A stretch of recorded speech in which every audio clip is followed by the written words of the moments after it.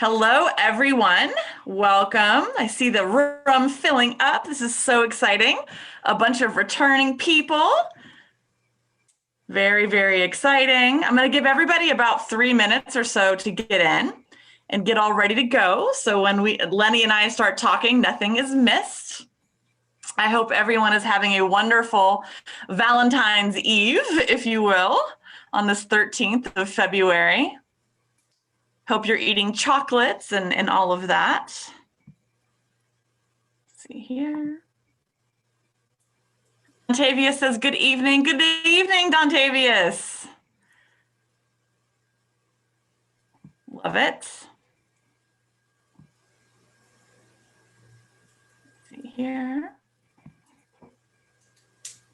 130 people already in here. This is fantastic. We had over 300 registrants, so there's some real interest in not just chocolate, but hearing Dr. Sorensen speak on chocolate, which I think is always enjoyable.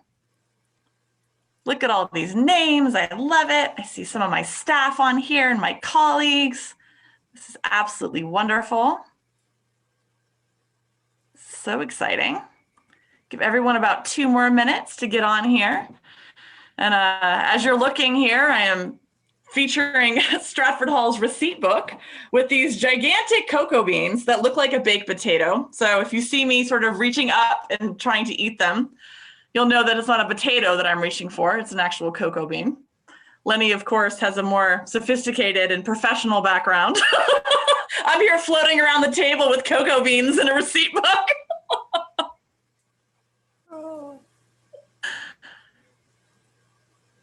Hello from people. Hello from Philadelphia. Miss you all. Yes, we're happy we're back too. We, Leni, I know you know this, but we've had just such a wonderful, run of these programs. And sadly, this is our last one, but it's a wonderful way to end this particular series that we've put together here. But we've had so much fun, coming together at 7 o'clock on random nights and talking about food and history and power and all these things. And tonight we get to talk about chocolate. I'm going to have to sneak some as I eat here tonight as well. Not the fake chocolate behind me, but, the stuff that's here on my desk. Going to give everybody about 1 more minute to get into the room here. Welcome, everybody. I see so many returning names. This is really exciting. I love it. I love it. Got 143 people in here now, and that's pretty fantastic, I've got to say.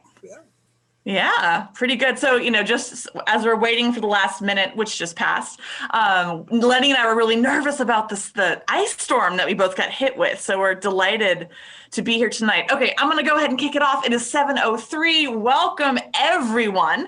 I am Dr. Kelly Fonto-Dietz. I am the Director of Programming, Education, and Visitor Engagement at Stratford Hall Plantation. I am a historian and an archaeologist and a passionate foodie. And I have put together with my dear colleagues, Leni included, and all the others that have participated over the last 8 months, a series called Colonial Foodways and Culture at Stratford Hall. We've brought together scholars and chefs and interpreters to come tell the stories of Americans through food. And tonight we are honored to have my friend, my colleague. I've known you now for about, I think, 13 or so years. I met you when I was early in my career trying to figure out my pathway to becoming a culinary historian, which is very different.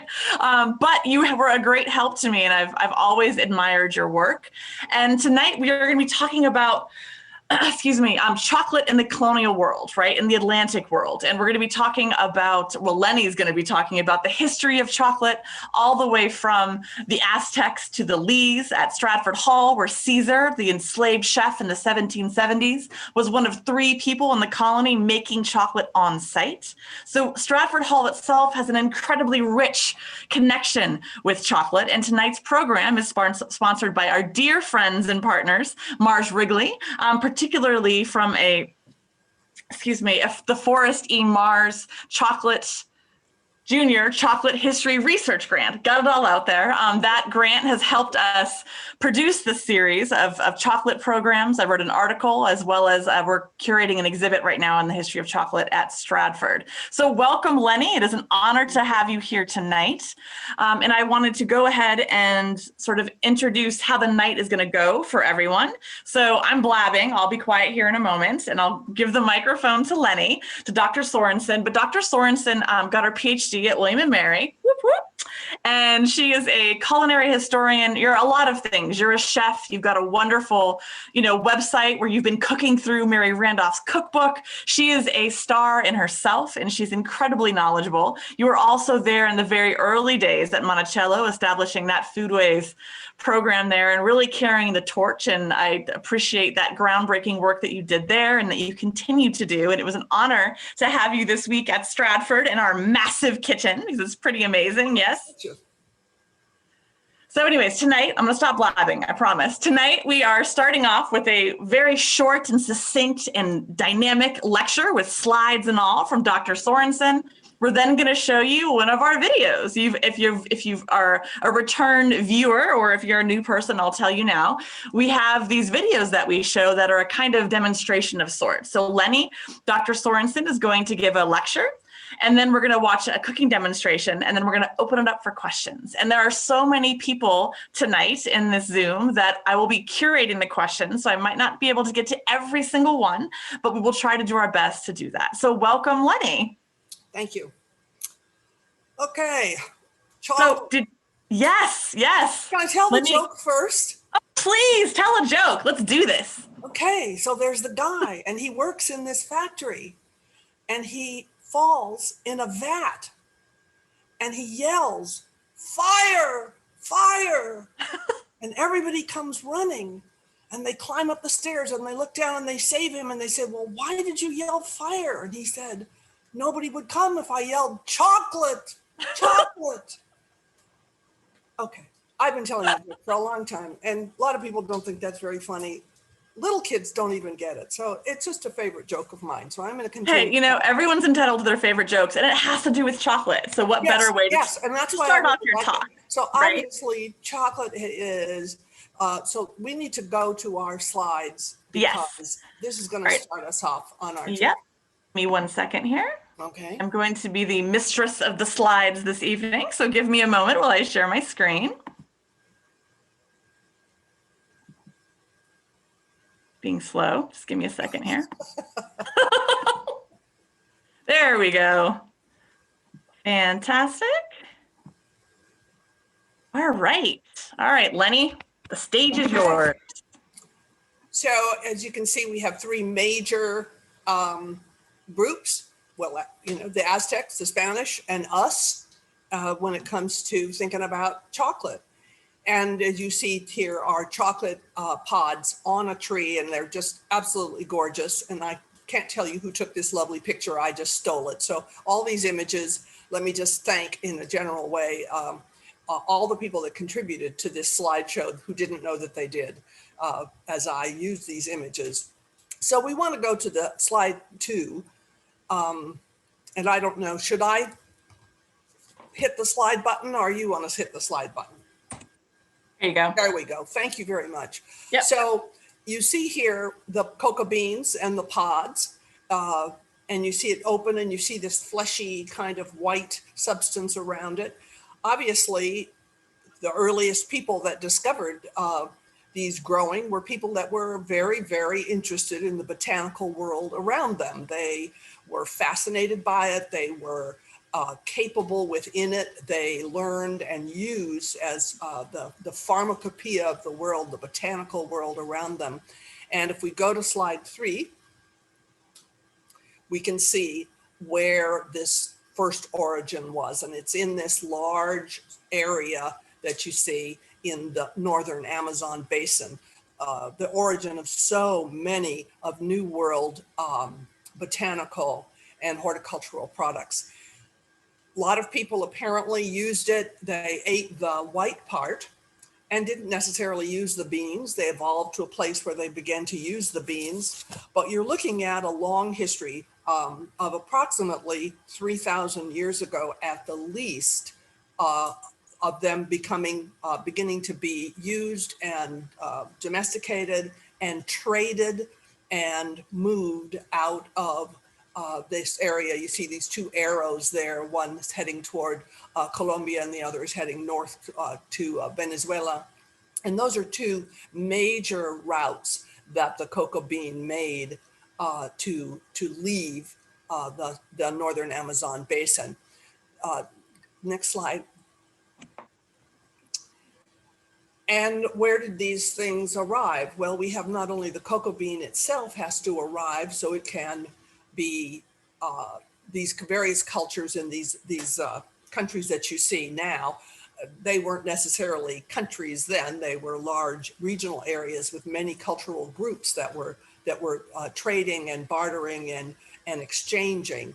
And we see the areas where the cocoa bean began to be grown and used. But this is also an area where a lot of the things that got added to the cocoa began to be domesticated and used. Things like chiles, things like annatto, the vanilla bean, the allspice, the pepino from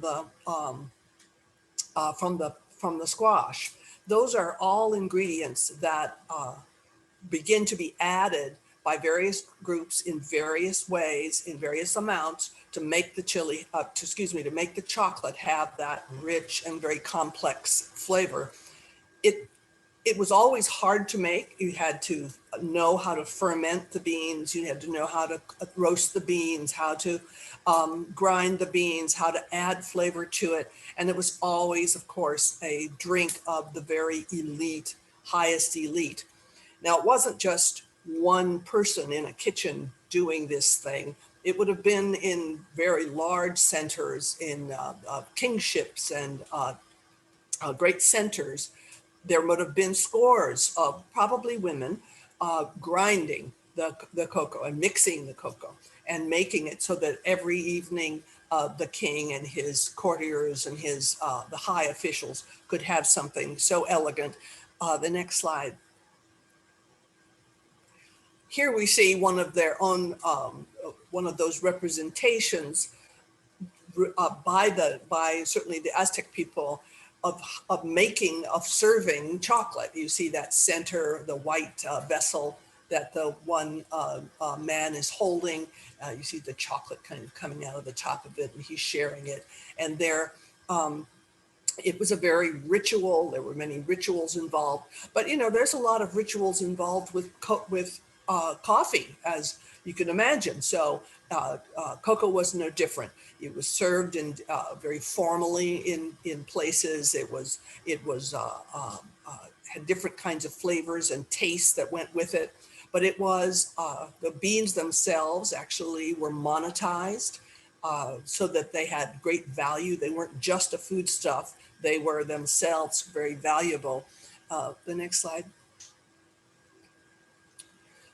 Here's a sculpture that is fairly by modern, by certain standards, contemporary. It's the 1400s of the modern era, but it is representative of the kinds of images surrounding the cocoa that would have been at least from 500 BCE easily.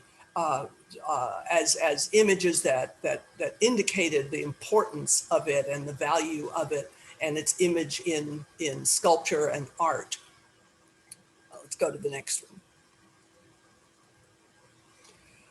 This is a later engraving, but it really gives a sense of the various steps of preparation seen from a European's point of view. So you have in the far background, you have the pickers and the harvesters pulling the beans. You have in the next foreground, I think it's a man, he's holding a very large cutting instrument. He is probably cutting the pods and taking out the beans. They have to ferment the beans. The gentleman in the very front is, as we can see, he has some kind of a roaster arrangement, and he is roasting the beans and preparing them to to really be release their oils so that they can be ground. When you move to the right side of the image, there's a man who is using some kind of a grinder. It doesn't look like the standard mano of the metate that you will see later, but he's obviously grinding the beans into a paste. And next to him is a man with a very large olla and a molinillo, which is a stirrer. And he is stirring the chocolate that has been mixed with various spices and water to make it ready to be presented. And the next slide. There were even professionals, we might call them, in the court who could pour the finished chocolate in such a way, from such a height, that when it hit that container, it would froth up and be quite lovely. And you can imagine the smell would have just really be very pervasive in the room. And for the serving of it, and this is a very, learning how to do this would take, I think, a lot of skill, a lot of practice. And this would be a very fancy presentation that would impress one's guests and impress the crowd. The next slide. By the time the Spaniards first began in terms of their exposure to chocolate, they have seen it being made essentially as the ways that you see it here. Ground on the metate, roasted, added ingredients. It's very traditional. It's not, it hasn't changed. Here you see the woman with what she's doing is rolling her molinillo in her hands back and forth to make that frothy, to make it very frothy in that container. So for thousands of years now, the making of chocolate has been done in these very, very traditional ways. And that was not really going to change much with the Europeans' introduction to and their decision that they really liked this product and they wanted to have it and they wanted to use it, which I will describe later, of why they felt the way they felt about it. But they had to do it in this traditional way. There really wasn't any other way to do it until the middle to late 18th century. The next.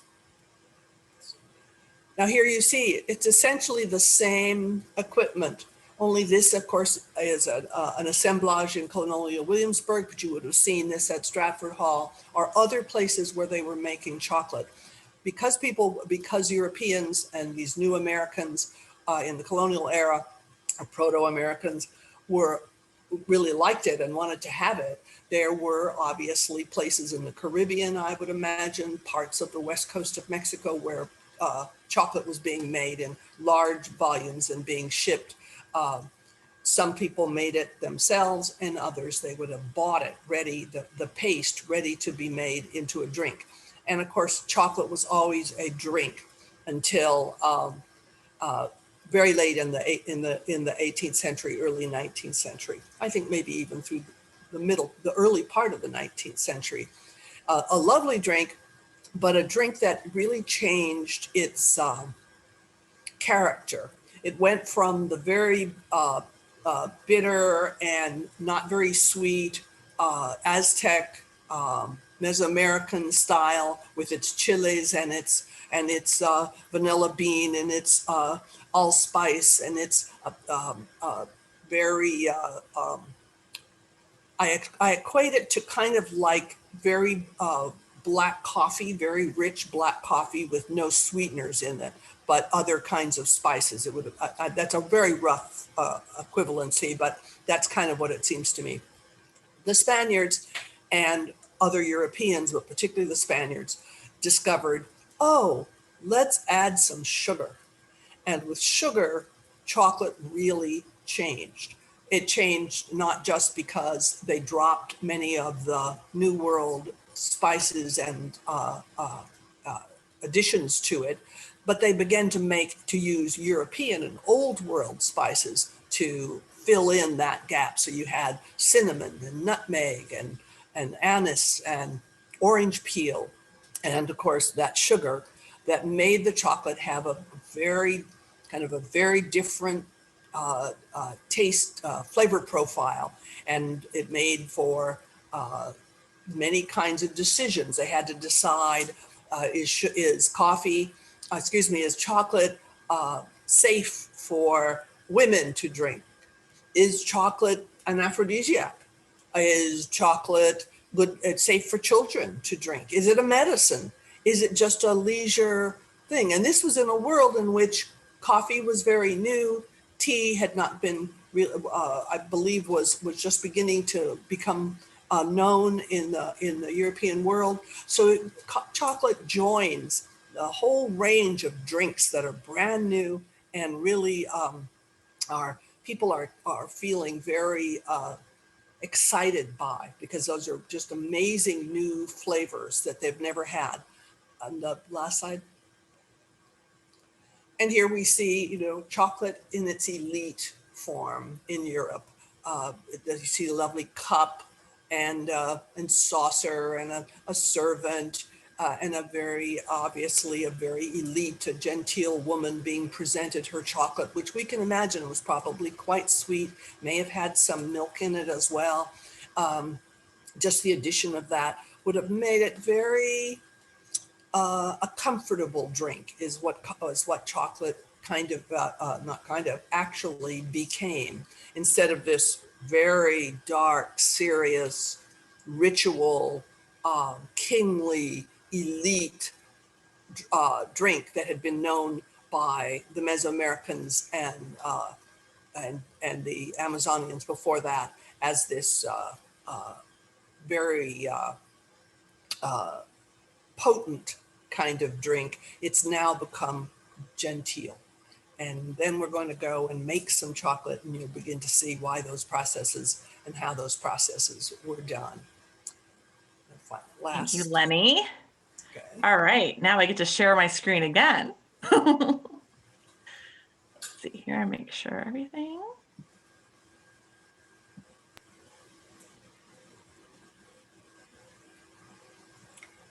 There's one more slide. There's one more slide. Yes. Only so that people can find me. Ah, there you go. If you need me, that's where I am. I'll put that in the chat as well. Thank you very much. All right. Of course. Thank you. All right. So we are now going to watch the video in our 1738 kitchen, where Caesar, the enslaved chef, who was there during the 1770s, would have been doing a version of what Dr. Sorensen's doing. All right. This is about 22 minutes long, so get ready with your questions. We're going to kick right into the Q&A right after we play this.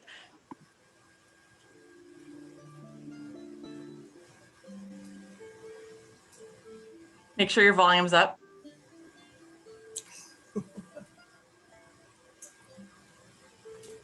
I'm Leni Sorensen, and today we are going to look at what it takes to make chocolate.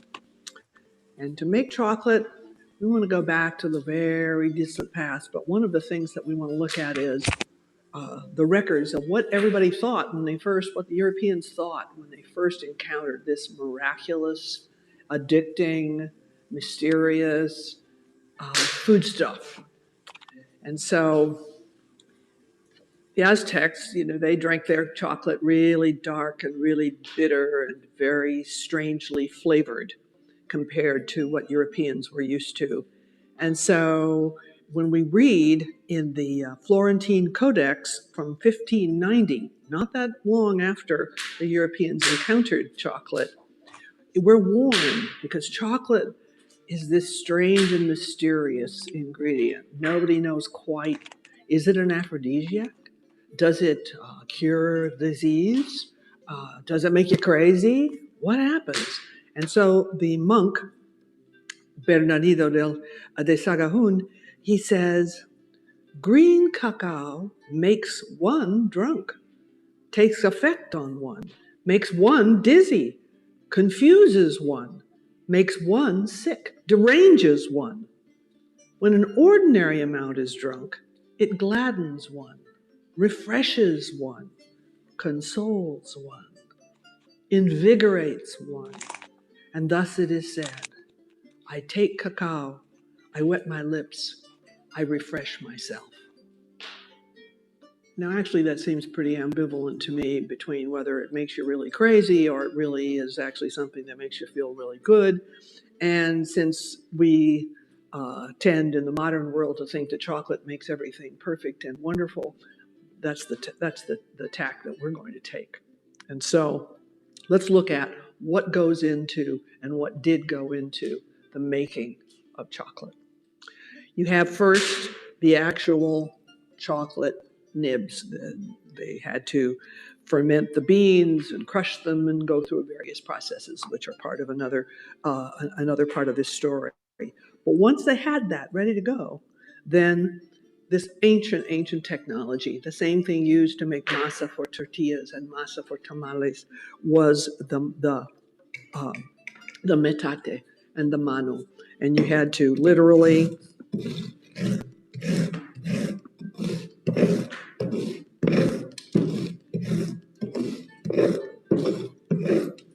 grind it by hand. You had to make it on a heated surface. Now, the Aztecs didn't just make one little bit at a time. They were making it for whole banquets and dinners and for the king. And so they would have in the kitchens probably rows of metates like this and rows of women grinding the chocolate to make it ready for the ceremonies. So here you have your chocolate. You're going to add flavorings, and the flavorings that the Aztecs had available to them, and I forgot to bring the honey, but there was honey that they would use to sweeten, is first, let's say, annatto. Annatto is a red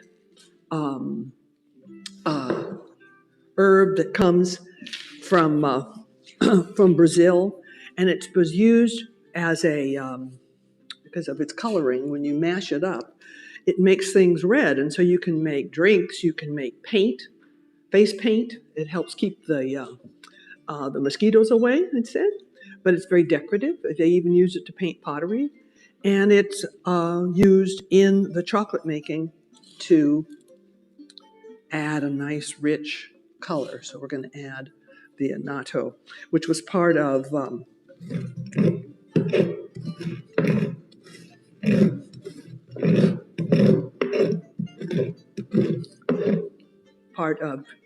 the process. You had vanilla. Vanilla has gotten very expensive, but you know, vanilla comes from a bean that grows on a vine, comes originally from the northern Amazon basin, was fertilized by a very special kind of bee, the Melipona bee, which is one of the reasons it's been so very difficult to grow vanilla in other places, because without the bee, you have to hand pollinate the vanilla. Pretty difficult. And it grows on a vine that will grow 350 feet tall. So it's an endeavor to do it. And yet for several thousand years, it was highly prized as a flavoring. And of course, we all love it a great deal. And so we're going to put a little of our vanilla bean in there.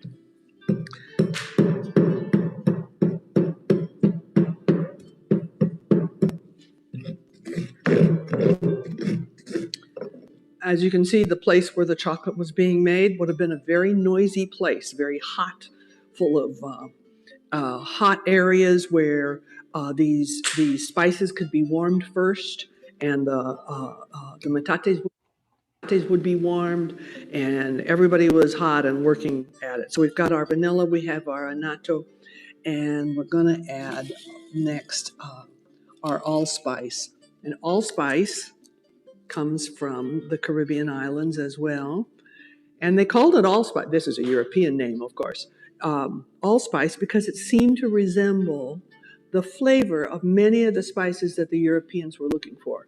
Remember, that's one of the things that they came to the New World. They wanted to find more spices because they had all these spices from the Far East, And those things made a lot of money. And if they could find, well, the closest they actually came was allspice. It's really quite tasty and lovely, and we're going to put some of it in here.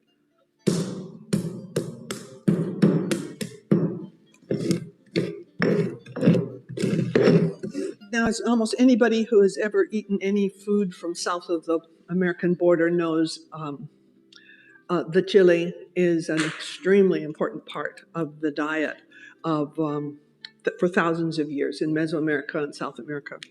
And so with these chilies, it added a really lovely bite to the chocolate. That isn't something that we usually think of when we think of chocolate, to have that sharp heat in there. But they wanted a dish that was a drink that really had a lot of powerful punch to it. And so here we go with our chiles, which is a plant that originated again in the upper Amazon basin and lower plateau mountains of Peru, and then were brought probably by birds and other animals as seeds into Central America on the flight lines that come through those places, and then into the areas that we call Mesoamerica. So they are deeply ancient lineage and used, of course, in many, many kinds of cookery. But the idea of mixing it in chocolate kind of takes us aback. So here we go.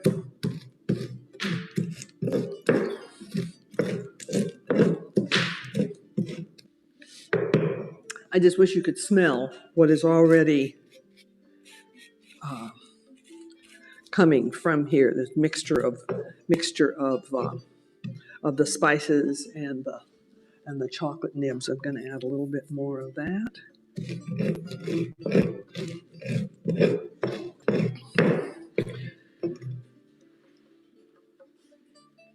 The Aztecs wanted to drink their chocolate in many kinds of thicknesses and textures as well. So you had,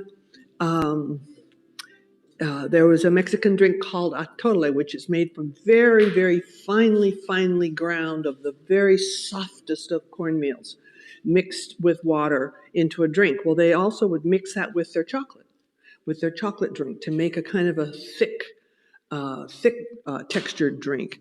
And one of the ways that they also made it thick was by adding pumpkin seed and squash seeds, which were a very basic staple in the diet for many kinds of Mexican cookery, and particularly in making, you could use it in making chocolate as well.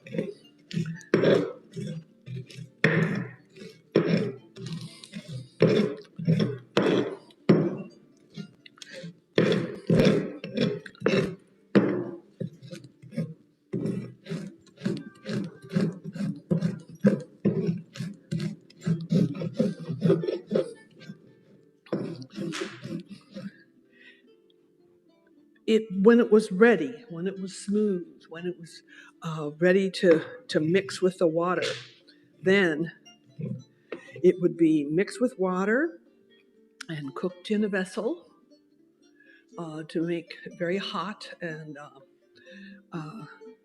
then using a tool. This is a very big and dramatic molinillo, but usually they're small ones. And sometimes people have seen these when they have gone places in Mexico, and they're for stirring. So you can imagine how in a big vessel, a big deep vessel, you would do this, and this would stir it up and make it very frothy. And that was part of the art, making it nice and frothy on the top. Or if it was in a smaller cup, these are both baked clay vessels from the Caribbean, so there probably would have been something like that available. Again, in a small cup, you could stir that up and make it frothy and ready to pour. There were specialized women who specialized in presenting the chocolate to the king. And typically, from the pictures that we see of the era, the king and his courtiers would have been sitting kind of on floor level while they to eat off of small tables. They would she would bring in the pitcher of the chocolate, and she would have learned, practiced how to pour from way up for her standing, and he's sitting, and the cup would have been down, and she would have learned how to pour the chocolate directly into the pot without making any misses. And of course, that would make it very foamy, as you can imagine that it would do, and be very, very dramatic. So the Aztecs prized it. They used many ingredients that came out of their own culinary culture, things that they ate in other kinds of forms that are equally interesting and complex and delicious. But they also used the tools, these ancient tools that were part of the deepest part of their cuisine, which was the grinding of corn. So they figured out, what a great tool this matate en mano were. And we're going to start with the very notion of all that very intoxicating drink that I gave you that quote of earlier, that can make you, how does he say, can make you drunk, or confuse one, or derange one, or gladden one, or refresh one, or console one. So that's what the Europeans wanted to. That's what they saw it as potentially doing. So they had to use the same method. They didn't have any other technology. This was the technology well through the 2/3 of the way through the 18th century. If you wanted chocolate, it had to be ground this way, no matter where it was made, in whatever combination, by whoever it was, by enslaved people, by native people, by people in a factory trying to produce it. Europeans and Americans in the colonies ordered it in large amounts by the pound, chocolate ready-made. So it was extremely popular, and it came to them in ways that had now been adapted in Europe, because it was first taken to Europe. And so the Spanish liked that kind of bite to the back of the chocolate, the chili bite, but they hadn't really started growing chilies yet. So what were they going to add? They start adding things like black pepper negra from the Spice Islands. So you can see that they already are taking one ingredient from the New World, far across the Atlantic, and adding to it now spices from far away from their native place of Mexico, of Spain and Europe, adding more exotic spices, somewhat to add a kind of a new flavor profile, and others to imitate some of the parts that they really liked. And so you had your pepper negro that came from Java, Sumatra. You had cinnamon, Ceylon cinnamon. They wanted that flavor. That it was extremely popular spice that just added a flavor that everybody in Europe really, really loved, and added to all kinds of things, meat dishes, egg dishes, along with fruits and other kinds of things that we think of as typical. It was very common. So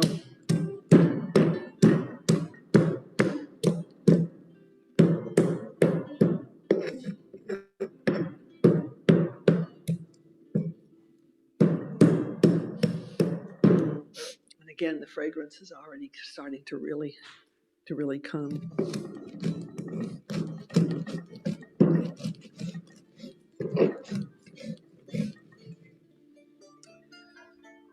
One of the newer, more attractive and fascinating spices that began to be common in the 17th century was the nutmeg.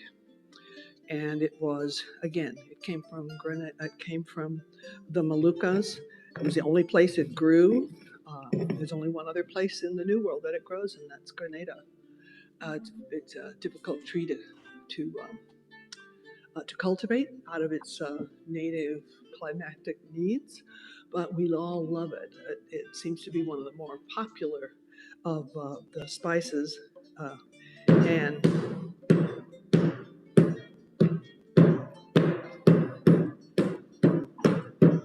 it's the spice, of course, most associated with something like eggnog. Well, it's divine in chocolate too. And,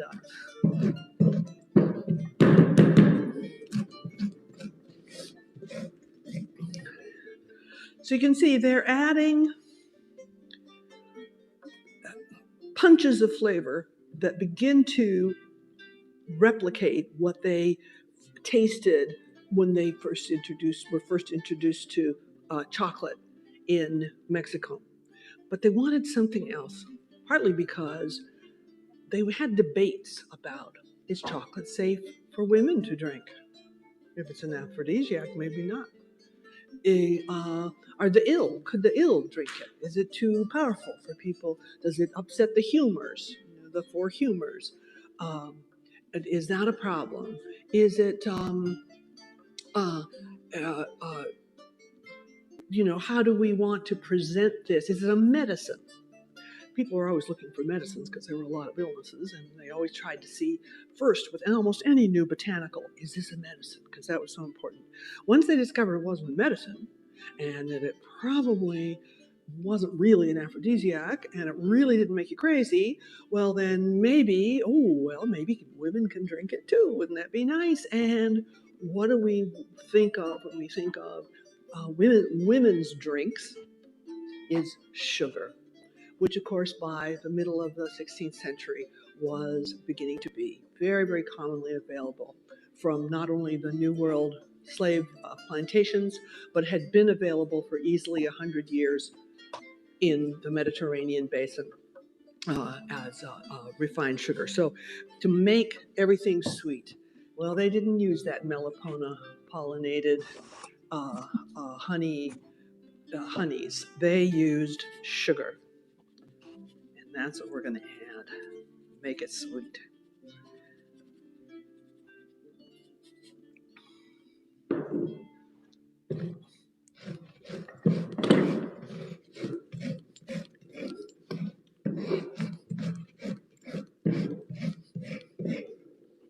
So this chocolate has begun to be sweet. It's got the pepper edge to it, nice little thing. It's got that nutmeg kick on the back of the throat. It's got the cinnamon sweetness. It's got that sugar to add. What more might people loved a lot of flavors, and you'd be amazed when you see recipes of the medieval period when people had, lots and lots of different spices combined in ways that we don't usually do today. But there's two that often were very, very favored. One of them was anise, and that's that licorice flavor that I don't care for too much, but a lot of people really love. And so I'm going to add a little bit to be good, but not too much. There we go. Because that adds a very complex, and that's a very European thing to add. The anise is part of cookies in Scandinavia. It's part of savories and sweets in Spain and France. It's a very Mediterranean kind of taste, and so they were going to add. So they had a little bit of their own cultural stuff. But the last thing that I'm going to add here would really have come primarily from the Moorish influence in Spain, and that's the oranges. This is dried orange peel, and so the flavor of the orange would just add a very unique spin to this very New World flavor combination. So we've got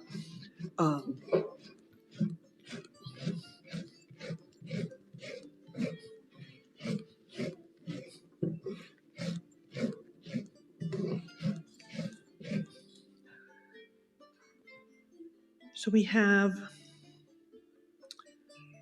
what the Europeans designed, and the last thing that we're not going to add today, but would have been the last thing that got added to this delicious concoction was milk. very idea. And with the addition of milk, then within the notion of who was proper to drink this drink, it became very proper for not only women, but for children. And so today we really think of, we think of hot chocolate for children as a treat and it's lovely. But there was a time when people were really worried that that chocolate might be inebriating and intoxicating and deranging if they experimented with it.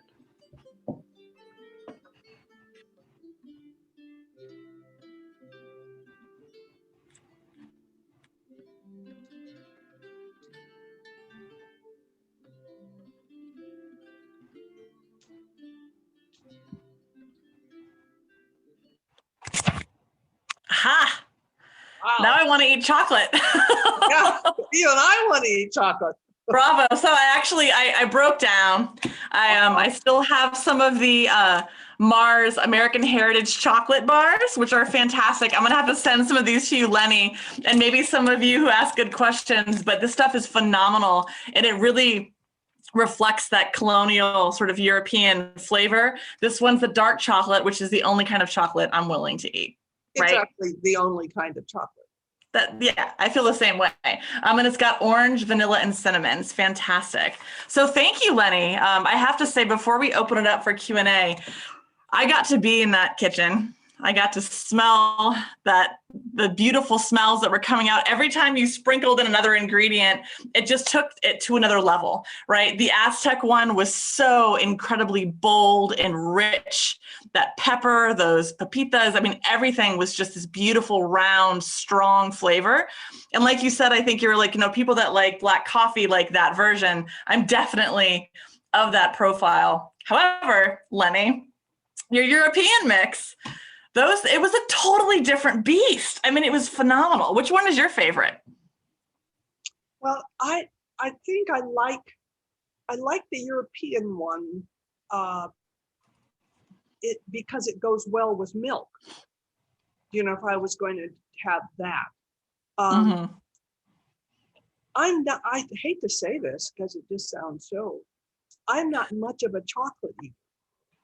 When I do, I didn't grow up eating a lot of chocolate, and okay. I've never cared much for milk chocolate because it was a modern milk chocolate seemed very bland. But so I do like very dark chocolate, and I prefer actually not to drink it, but to kind of nibble it. So that very first time when I ever got to taste made chocolate, which was at a Mars event, which was just fabulous, to taste that paste and get all of that back flavor, that all of those nuances. It really reintroduced me, or maybe just introduced me, as it were, to how fabulous chocolate was. And so since then, I still don't eat a lot of chocolate, but if I were to make something with chocolate, I think I would make it more with the Aztec blend, because I think it goes well, especially with sugar. Oh, I can't even imagine that one with sugar. Oh my goodness. Cookie or whatever. Both of them are just pretty fantastic flavor things. I agree. And what I loved about, I like bold flavors, right? So, but what I loved about the European was it had all the same profiles that I'm used to having in a sweeter chocolate, but that black pepper that you put in there, it was that little kick in the back of your throat that just was absolutely phenomenal. So good. It's the same thing that the chili does. That makes sense. Version. Again, and you could make it much stronger. You know what I mean? Again, I think both recipes, if one were to make them by hand, then you get to really emphasize the punch you like. Mm-hmm. Now, for me, the European, I would leave out the anise. It's not really great flavors, but I would probably really punch that orange and really punch that black pepper, because it just, they're the kind of flavors that you don't have to eat a lot of to be satisfied. And maybe it is that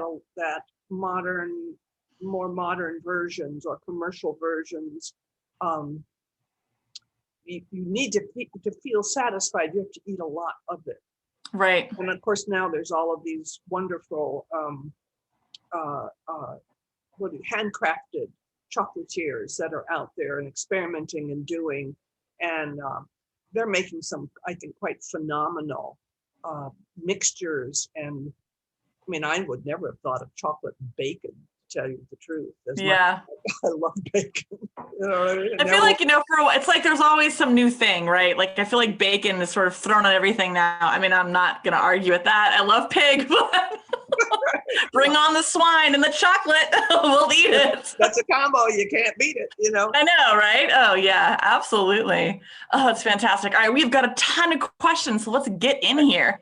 So Amanda asked, is there a place where you can try to order chocolate the way it would have been prepared in its early days, spice-wise? I know that the American Heritage Chocolate does sell some early sort of colonial, reflecting the colonial spice profiles. Do you know of anywhere else? The Mars stuff is fantastic. That's the place that I would have to turn, pardon me, okay, pardon you. I would have to turn, Amanda, did you say, to that source to start out with. Now, in wherever she lives, there is undoubtedly somebody who's making chocolate in her area, homemade or fancy chocolates. Go in, talk to them, see what they're, find out what they're putting in their chocolate, taste their chocolate. You're going to find somebody that's making, they've studied chocolate probably a hell of a lot more, more than I have, and certainly made more chocolate than I have. I've made it in many a demonstration, and I, will continue to do that. But I don't make it for a living. And people who do have, they've worked at it. They've studied. They've made and tested, which is the other thing, combos that they know their customer base or whoever really likes. So I'd say go out and really. This is where being local has some real value. Is to go find those people locally. Just like you find good bakeries, go find yourself a chocolatier. And great advice. Yeah. And honestly, this stuff is fantastic.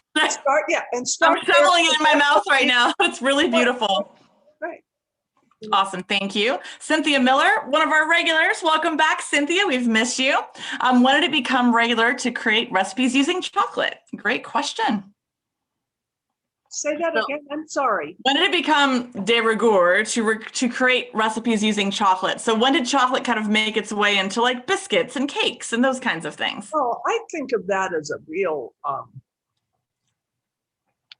the very earliest mid-19th century and beyond, and then early 20th century. First of all, as industrial chocolate was being made in volume enough. And also with the technology of having chocolate that would melt the right way, that tempered chocolate, and that would, smarty, that would melt and cover things or melt within things. I mean, look at the chocolate chip, which is, right. I must admit, I was thrilled when I discovered that they had dark chocolate chips, which I certainly didn't grow up with, and I probably liked chocolate chip cookies that, if I had them. So right. they're fairly new. And from a historian's view, anything's pretty new if it's 150 years old. Good point. Because that's only like 75 or something, right? So it's as the technology allowed bar chocolate and melting chocolate, and you could look at probably the history of European bakeries and candy makers. Those are some very good. First of all, it sends you out on a lovely history journey, culinary history journey that would be delightful to know.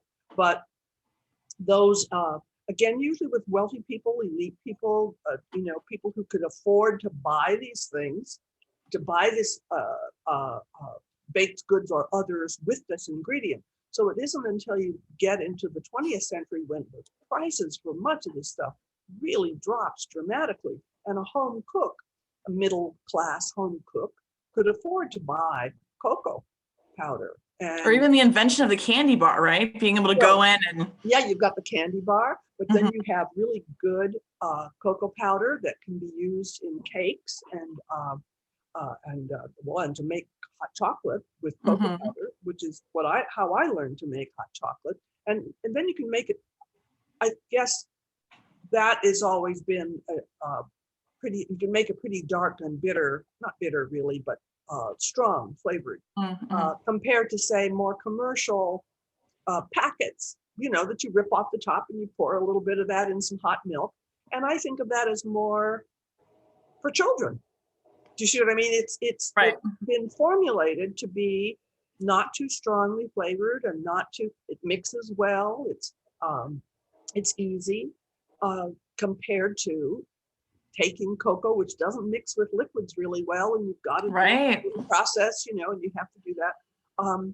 So I would say you're looking at the 20th century, and basically the early 20th century, and so you can come across a lot of fun cookbooks, but particularly cookbooks created and promoted by the very industrial institutions that made the chocolate. So I'm sure I don't know how early Drosty and Hershey and Mars and other chocolate vendors, they're making little cookbooks so that the housewife can buy that product, have the little cookbook, and make many kinds of products from it. I hope that answers that, or at least aims toward it. Michael says, does Stratford Hall serve Aztec chocolate drink? I wish, but that's something we should probably consider. So stay tuned. I would love to have that, although it wouldn't really help my day-to-day trying to be healthy. I'll be over there, on my 7th one of the day, bouncing off the walls. Elizabeth says, Leni, it looks as though you used ancho chili in your mixture. What can you tell us about using other kinds of chili with chocolate? Well, I used anchos partly because they're beautiful and big and dramatic looking. One could use undoubtedly almost any kind of chiles. And I don't know, and I would have to do some investigation to find out if they used in the period of its use, if they used fresh chiles. That I don't know. So the recipes that I have seen, the processes that I have seen of Mexican and indigenous women making, they appear to always be using dried chiles. That may just be because it's easier to get and that has become the tradition. But you could use, I would imagine, any kind. You would have to just be careful about the heat. How hot do you want this? You know what I mean? I'm not sure. I'm a real wuss when it comes to real hot, so I don't want habanero chocolate, thank you very much. But I could imagine some other kinds. Everyone, different chilies have different kind of flavors. I love the anchos because I love I love that. I love the green versions, and I love Anaheims aren't quite strong enough, not quite punchy enough. So that's why I use it. I love that chili. Anonymous attendee, hello anonymous attendee, asks, are there any Stratford Hall recipes that include chocolate?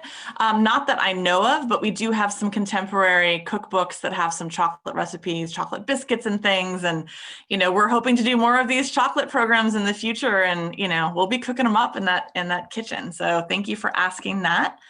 Go to the next one here. That yes. Chocolate was a drink for most of its life until the first third of the 19th century. It was primarily a drink, which is not to say that cooks didn't add chocolate to things. We have the James Heming recipe for chocolate cream, which is a kind of custard, which would be flavored with chocolate.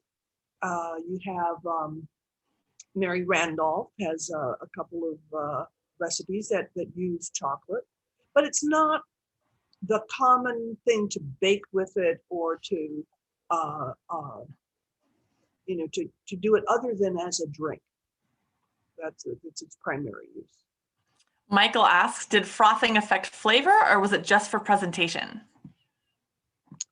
Well, I have a feeling, of course, presentation was a very strong part of that. the pouring down would have made a real frothy thing. I know that people go to, I haven't gone myself, so I do, this is just what I hear, that they love to go to coffee places that they buy coffee from and have the barista and whoever froth their coffees in various ways. We know that the espresso machines from Italy and that were very popular in the late 19th and early 20th century made, frothy mixtures of stuff. So clearly, I have a feeling it's a combination of drama, presentation, and though I think that you're a little bit on aiming at a right thing, and that's the flavor profile of the foam in the mouth. What does that do? How does that, you've got that first foam in the mouth and then you have the drink. And I'm going to make an analogy. I actually like beer with a head. So I might literally pour beer in a glass because I like the froth. Others, they'd rather die than have the froth. They're going to very carefully pour that down the side. There's a mouthfeel and there's how we get the flavors through our nostrils, through our taste, through our sinuses, and up through the roof of our mouth. I can't but imagine that doesn't affect it in some way. I certainly have not seen any science, about that. So maybe that's something you need to do a little experiment with. Come back to us and tell us about it.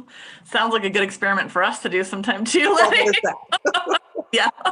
We'll have a nice, really big chocolate mustache. It'll be great. It'll be great. We should have planned that for tonight. Melinda asks, once the chocolate powder was made, could it be stored? And if so, for how long? It wasn't really, I didn't have the time, to tell you the truth, the energy right today, to continue grinding it to the liquidy, almost liquidy, greasy paste that it would have become. Once that is done, and it's a very finely, you would see it's very shiny and greasy. Remember, chocolate has all those oils in it. So it would have almost flowed off the end of the metate. And so when that was accomplished, you could make that into a pat and let that dry or get firmed up. And then you could keep it for quite a long time. I have a feeling they just used it because they were making it all the time. But you can make it into a patty. For anybody that's had Mexican chocolate, the ones that come in the tablets. I love those. Abuelita is one, and I'm trying to, with the yellow hexagonal box. That's kind of what I grew up. I grew up in Southern California, so that was a very common. Yeah. And it's scored. And if you look at the ingredients, we didn't mention that, but if you look at the ingredients in that, they've got almendras, almonds, it's got cinnamon. It's a very, just as so much of Mexico post conquest became this combination of Spain and indigenous ways.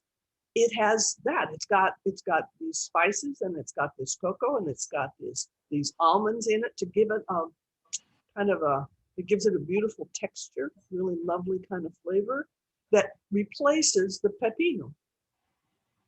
Okay, so you're doing the same kind of thing. So it can be kept for quite a long time. It will, it reaches a place where you would have to really bash hell out of it to make the powder again, you know what I mean? But it'll sooner or later dissolve in hot water, and that's what you make it with, and then you might add a splash of milk. But that's, when we were talking about various ways of exploring, you've got the Mars people, and those are some wonderful colonial style. And then you had contemporary chocolates, Mexican chocolates in the tablet in those, and there's a number of different brands that are out there. And you can just experiment to find the ones that really suit your palate. Adrian asks, the amount of nutmeg and cinnamon seemed like a lot. Would they use normally the entire nut or cinnamon stick? We don't really have recipes. They're making it in, probably the metate that I have is maybe half the size of the one that would have been used. You're going to add it, like many cooks will tell you, till it's right. I mean, it's funny because I tasted it. It wasn't overwhelming. It was the perfect balance of all the things. So yeah, and I think chocolate is strong enough to kind of elbow other things out of the way a little bit so they don't take over. You have to be a little forceful to overwhelm. And the cinnamon and the nutmeg are, well, there are flavors that I really love, but nutmeg in particular. And so for me, you can't have too much nutmeg. Mm-hmm. You know, it's like, again, sprinkling nutmeg on egg custard or eggnog or bread pudding or many kinds of things. It's how much you put on would have a lot to do with how much you like it. But I think the more you add it, it's a flavor that really brings out other flavors. And I don't know whether it's, and I'm using a gesture here because I really, I can't talk without using gestures. But anyway, is that the eggy taste of the bread pudding or the eggnog or the French toast or the whatever is deeper and more complex with the nutmeg in a way that it isn't with just cinnamon. Mm-hmm. Cinnamon adds a neat little touch, and nutmeg just fills it to me. Yeah, nutmeg is bigger. It's rounder and more bold. Yeah, oh, that's a nice word, rounder. Thank you. I like, there's like sharp spices. Cinnamon's a sharp one. Nutmeg's a nice round one. I'm weird. Carol asks, what ports did chocolate come into Virginia? And from where? And what shape was the chocolate in? Nibs, ? So the ports were all up every river you can imagine. I mean, there was a port. Do you want to answer that, Leni? Well, I mean, I agree that we have all the way from Savannah north to New York, north to Boston, every port, because all the ships are, all along the Atlantic, all the Atlantic destinies, and they're coming almost always. If they've come from Europe, they so many times have stopped off in the Caribbean somewhere. They've stopped off on the east coast of Mexico. They've come north, and they're bringing with them. Well, I certainly have seen one order. There's a George Washington order that right now please don't pin me on the date, but I know I have seen it, that he orders at least 60 pounds of chocolate. So this would have been chocolate, the paste, dried, made into rounds or little tubes, and sent so that it could be grated into the water or the milk to drink. Okay, so you have that coming. Certainly at Monticello, there are orders for chocolate. I don't know about Stratford, since if you have a man who can make it, then they're maybe buying the nibs, in which case they're buying them in a big burlap bag or a barrel full. You'd have to look at your records to see, but you could get them different ways because there were places all up and down the Caribbean, the east coast of Mexico, and in various colonial ports where people were making chocolate because it was, well, by 1670, 80, 90, by 1700, the elites were introduced to and beginning to really like it. And by the time you get to George Washington buying his 60 pounds of chocolate, that's, like, I don't know, 1789 or something like that, in that era. There's just a ubiquitous, universal among the elites who can afford it. And they're buying it in these kind of, the paste has been rolled into a tube, the way you'd cut off, the way you'd make refrigerator cookies, that kind of shape, that little shape, so that you could grate it on a grater for the amount of chocolate that you wanted for your preparation. That's how the Mexican stuff comes now. That stuff we were talking about, the tubes. Yeah. And then there's the kind that come in just the little pastilles. Mm-hmm. Each one wrapped in paper. I think that's it. They're so great. They're so great. A few people want you to talk a little bit about the Mesoamerican uses of cocoa as a spice, and everyone's saying mole, mole, mole, one of my favorite things. So yeah, you want to touch on that for a second as I get really hungry because I don't have a sweet tooth. So that's that's making me hungry more than that. Yeah. Well, all of these ingredients that you saw in the film, I mean, with probably the exception of vanilla bean, except that it was in the chocolate, what might have been in the chocolate, were used in many other parts of Mesoamerican and Mexican cuisine. They're not just, oh, well, this is just the chocolate stuff, and we can't.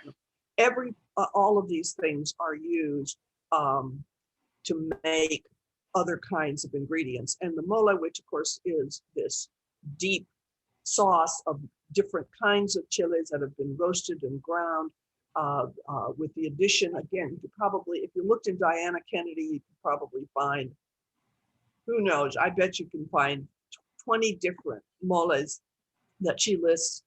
By the way, did you know that her entire collection of cookbooks has been donated to the University of New Mexico?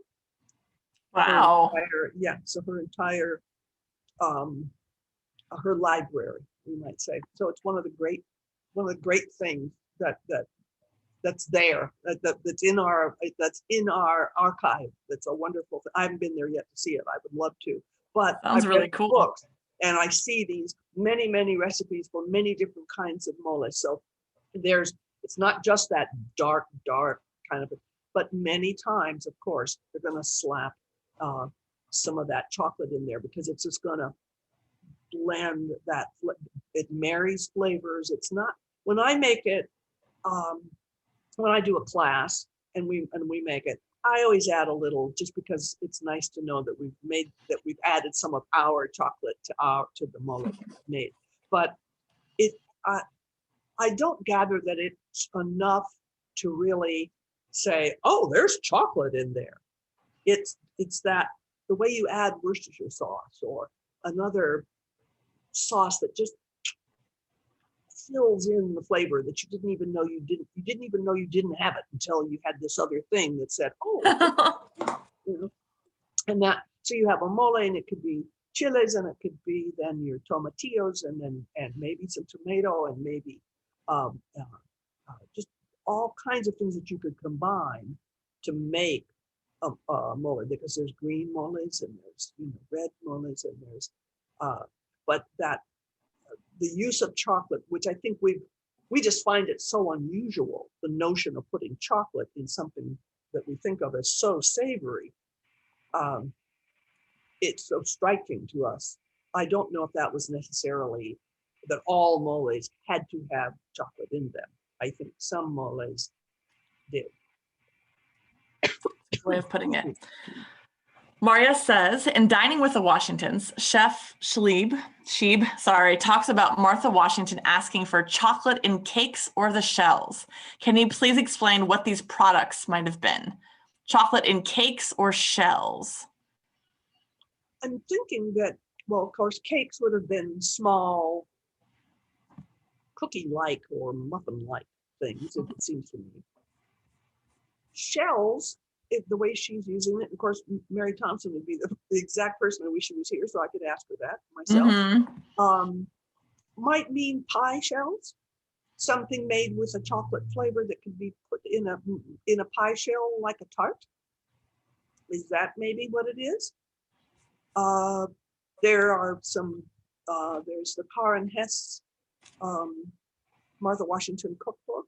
There's I think even a newer edition of a cookbook from Mount Vernon that may have some explanation of that in it. There's just been a lot of re-examination of elite women's housekeeping books, and not just the book, not just the recipe themselves, but with certain kinds of historic, examination and explanation that are part of it. So that's something that we'd have to go and look for that. We'll have to look into that. I'm interested as well. Good question. Kate Russell says and asks, image used in the PowerPoint of preparers was of men. Do you think it was the women doing most of the grinding and this men preparing is representing sacred preparation. So do you think that women were mostly doing the grinding, and sort of what role, I guess, is what she's asking here too, what role did men have in the grinding of chocolate during the, in the Aztec community? Well, I think she's right on in the sense that there may have been some certain segment of the priesthood who would have prepared certain kinds of chocolate in a ritual way, because it was an important thing and it was used very widely in a wide variety of ways, even though it was served within this fairly narrow range of elite and kingly and princely people. So there could, but I believe that image that we saw is a European image. And, the Europeans just didn't have, they just couldn't, they didn't really like to make pictures of women doing stuff.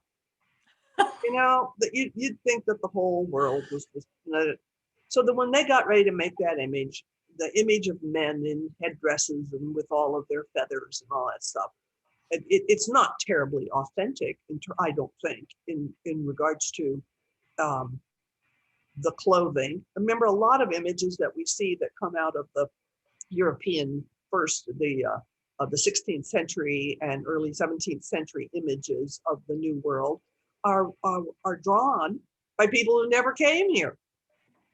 You know what I mean? They've either read somebody, or they've talked to somebody who's come, and so their visions, and they have their own culturally bound stereotypes of what an Indian is supposed to look like, or what an Aztec is supposed to look like. And I think that those persons shown in that slide really represent that more than anything. Why I chose it is it's one of the few older images that shows different levels of the process. And so to get to the chase, though, I believe that probably men harvested the pods and probably did the fermentation and roasting process out in the breaking up process, which would have been out from the city and in larger areas, and that within the castles, maybe castles, but you know what I mean, within the temples and things. Wherever people lived, where the elite lived, and for some reason I'm just blocking on that word because I'm old, is that at that point women they're the grinders of the cocoa, they're the adders of the food, because they're the primary food makers. I don't think you've got many men hitting the metate, because the women are making the masa already. They're already skilled at using. It's a tool that, for all of its simplicity, takes knowing how to do, and to do it fast and uniformly and smoothly, so that you get the job done.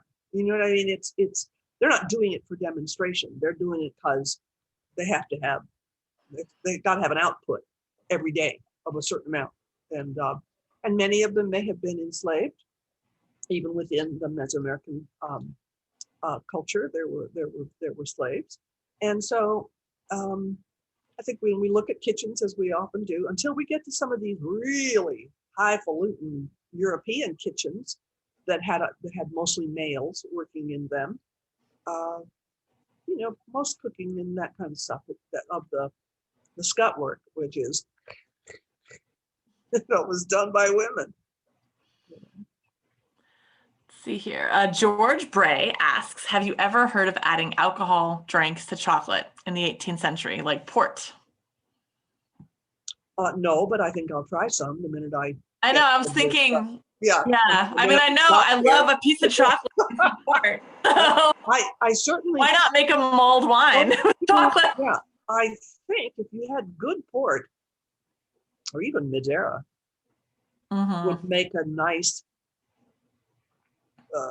flavor thing with chocolate. I'd have to experiment with that. I think maybe not so much as a drink, but as the flavoring in a pudding in a Mm-hmm. something with a softer texture like that. That sounds nice. I think you're onto something, George. Yeah. There's that Italian dessert, Bodino, I think. At my family's restaurant, we always had to make it for New Year's, and it was the biggest pain in the butt to make. And it's like it's just like this beautiful, like frothy, sort of moussey thing, but it's the best mousse you've ever had. Oh, like Zabaglione? It's like that, but I mean, you're sitting there with the dang eggs and you're ready to go crazy, but it's got a very heavy, I think they used some sort of port or like a really strong, funky wine, a phenomenal flavor. Well, what that reminds me of is, oh, damn it. It starts with an S. It's the drink with eggs and lemon and a white wine. Oh, Yeah. See? yeah. You can't remember it That either. stuff. Yeah, exactly. That stuff. All right. So that I think that those kinds of concoctions were very popular, and it's hard to know what individual chefs did. We really are left with what somebody decided to write down. Right. And who the challenge of our work. right, and who they felt was their audience. Mm-hmm. So there may have been, and probably were, many incredible, like one-off presentations within these elite culinary circles that nobody ever wrote down, and we'll never know, what was presented. That is true. We've got 26 questions and they're coming in like crazy. Okay, let's see here. I can't answer all of these, or we can't answer all of them. We're not gonna have enough time, but I'm still gonna get through most of these. Great question from Yasmin. What time of day did people drink chocolate? I'm assuming it was not tea time drink, but did it happen at any other time? Well, if we're looking at in terms of the Mesoamericans and the Aztecs, I don't know what time they ate their dinner. And I'm using dinner in that sense of the main meal of the day. Mm-hmm. Many cultures that didn't usually have lots of lights in the night, by the time it got dark, it kind of closed down a bit. So your main meal of the day might come anytime from the middle of the day through late afternoon. It's so it's hard to say. I think in the English custom, or the European custom that then comes, is there's this thing called tea time, which again is after the dinner, which is in the middle of the day, and is your main dish, your main meal. And then you have this kind of smaller assemblage of things, maybe a little savory, sometimes a little, sweet, and you might have chocolate then. Margaret Bayard Smith describes in 1804 that they offered hot chocolate, at Monticello for breakfast, which would have been somewhere around 9 o'clock in the morning. So obviously people drank chocolate whenever they felt like it. I love it. Let's see. Hillary wants to know a little bit more about fermenting the beans. Can you talk about that process? Fermenting the beans. So the beans had to be extracted from that pithy, you saw the picture, they had to be extracted. And given the climate, which we know the climate that they come from is very high humidity and very hot, and they would, in the same way that coffee beans are fermented, it helps with both changing, I'm sure it changes the chemical properties. I know just enough about that to be very dangerous, so I'm not going to even get into that. But it probably also changes how it comes out of how the nibs can be broken out of the seed. The seeds can be broken out of it in the same way that coffee beans. So they would lay them probably on either on right on beaten clay, or on mats on clay, or on the ground, and spread them out and then cover them with other mats, because we know how if we cover something that's dampish, and we leave it for a few days, it'll either go moldy, but in this case it will ferment if you have the expertise to know the proper thing. So there's an art to all of this stuff. It's not just whip it out of that shell and smack it onto that metate. You've got to know how to ferment it, then how to break it up so that you get the right part, that you want, that you're going to sell. You to have it so that it'll ship. So those whole beans that you see behind Kelly are shippable. And when they get where they're going, then they can be broken up. But you have to know how to do that. They're all part of the art and craft, or maybe we want to call it that, of making chocolate, of making, well, almost anything you make. I mean, if anybody has, I don't know how many sourdough starters you've killed, but I'm up to about 24, and I'm very pleased that I have one that I've managed to keep alive for a while now. But because it is you got to pay attention, and you have to have a sense of its ripeness, and that's a sense. It's not just 24 minutes and 32 seconds. So they would have to know that, and then they would have to know when it goes to the when it's been broken up, once it's fermented, how long does that last? Is that 3 days, or I don't know those things, to tell you the truth. I just know that it has to be fermented in order to be, and just in the same way that vanilla bean also has to be fermented. So you have these major items, and it's interesting to me that coffee, coming all the way across the world, still has to have that process. But here in the New World, vanilla and cocoa, and probably other things that I'm not aware of, must be fermented in order to bring out the full flavor, or to condense the beans, or whatever the process is, to change that chemistry into the item that they and we consider edible and salable and important to have. Got to bring out the funk, the good stuff. All right, we have got some saviors here. Carol, Cynthia, Eric, Syllabub. Syllabub. Yes, Syllabub. Syllabub is delicious. Thing. I'm over here, eating chocolate and getting crazy. And yeah. thank now, you, the three of you. I have heard of a chocolate Zabaglione, but I've never heard of a chocolate Syllabub. So Carol, Cynthia, and Eric, email me. I'm going to send you some chocolate, because you just saved our brains from racking them after this program's over. Leni, what is that thing? Thank you all. Get worried. I would have been waking up in the middle of the night. God. Let's get back to these questions. Okay. Leslie, great question. Is there something about the chocolate stone that is special other than the shape? Is it a particular type of stone? Does it have a texture? Indeed, it does. How was the stone heated? You'll talk about that. Where did the chocolate stone that Caesar used at Stratford Hall come from? So the Lees were very connected to international trade. They were getting all kinds of ingredients and objects. They were one of the most wealthy families in the colony. So that thing probably came straight from Central America somewhere. And I'll go ahead and let you, Leni, talk about the stone and all of its textures and why that's important. Well, the metate is an extremely ancient tool, probably 4,000 years old at the least, used in a shape much like you saw.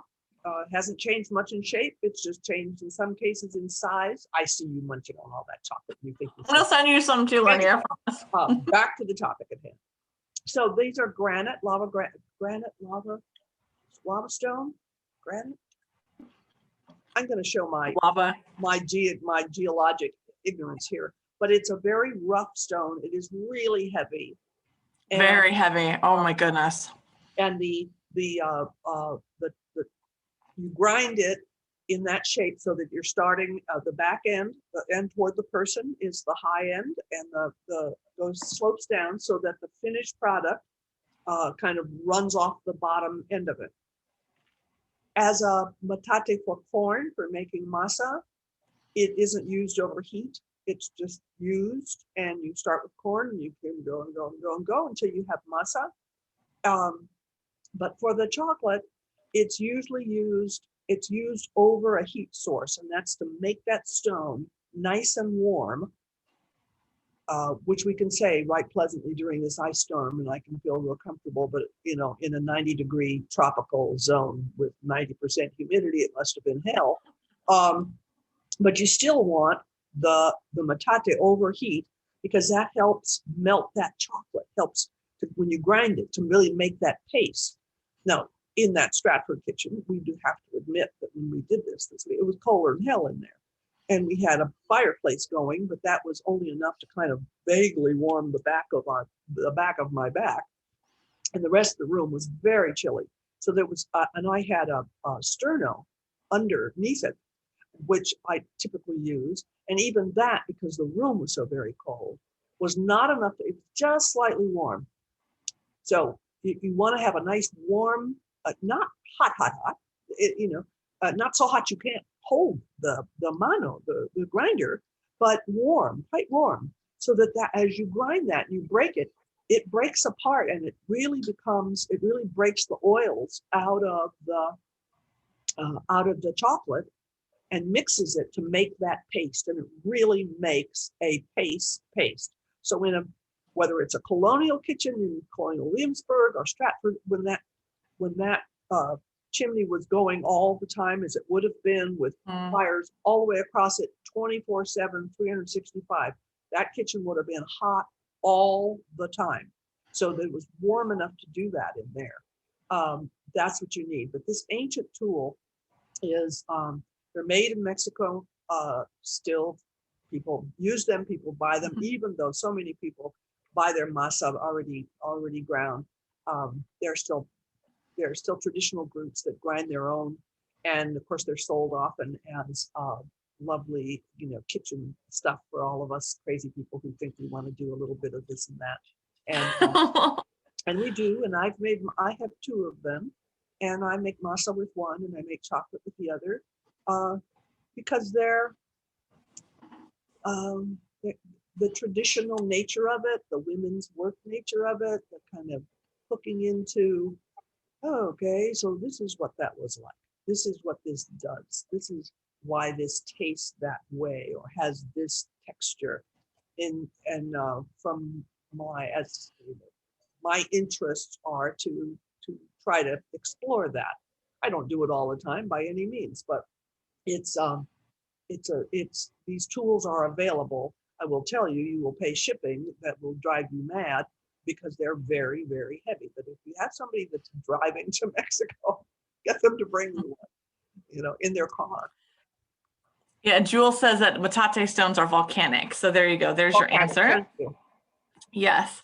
Also, John Tavius says that he warmed a stone by the fire when he was making chocolate for Christmastide. For those of you that are attending tonight that have not seen our Christmastide video, John Tavius Williams is a historian, a hearth cook, and he was interpreting Caesar. Not first person, but he was honoring him by dressing in 18th century clothing and doing the same work that Caesar would have been doing in that space. And that stone, and you can see it in the video, was literally by the fire as everyone else was cooking. And then he brought it hot off the fire onto the table. And of course, we use sterno too, but you would have just used a small bit of coals and not had that, of course, on a wooden table. It would have burned up, but there's ways to keep that thing hot. But yeah, it's a lot of work. Let's see here. Catherine asks, do you know where Caesar learned to prepare chocolate? Was he working with cocoa nibs or with chocolate cakes? Was he preparing something more akin to European chocolate with milk? We do not know precisely where Caesar learned to prepare chocolate. I am currently doing some research on that right now. I wrote an article back in December on Caesar and chocolate making at Stratford. And it is my best guess that he was probably brought somewhere to a coffee house, maybe in Williamsburg or somewhere where they might have been making it somewhere. Or, maybe, who knows? The Lees were very well connected. Maybe he was brought down to the governor's palace in Williamsburg where he learned how to make it from their chef. So not quite sure on that. I know that he would have been making it, as Leni was talking about, as a sipping chocolate. So it would have been liquid. We actually, Stratford Hall has chocolate sipping cups that we have in our collection that are in the dining room. And that's what they would have been sipping out of, these beautiful little ceramic cups that are very dainty. So it's a nice little finisher to the evening. So thank you for asking that. Let's see here. I want to make sure we get all of these questions. That's why I equate the chocolate to kind of like the espresso at the end of a meal. It's a very concentrated, very grown up, something to just finish. It's not like it's not a glug. It's a It becomes some of those things much later after it becomes acceptable. But at first, it's very, very posh. So good. So good. Gina says and asks, I believe cocoa pods have various qualities of taste located in different places. Do you have a preference? What's your favorite cocoa there? Lenny? You have one. I am sure that, and I think we're then talking about something like terroir. You know, obviously, depending on where in the Amazon, where in Mesoamerica, where in Central America that the cocoa is grown, it's going to have some different, it's going to acquire different tastes from the soil in which it grows. I don't have anything like enough of a sophisticated taste to tell you that. I'm sure that a Latin American connoisseur of chocolate could probably, you know, in the way that I think I have a more sophisticated taste about coffee than I do about chocolate, but I buy. I have normally bought nibs in bulk actually, and I keep them in my freezer, and I want them to be fair trade and come at the price I can afford.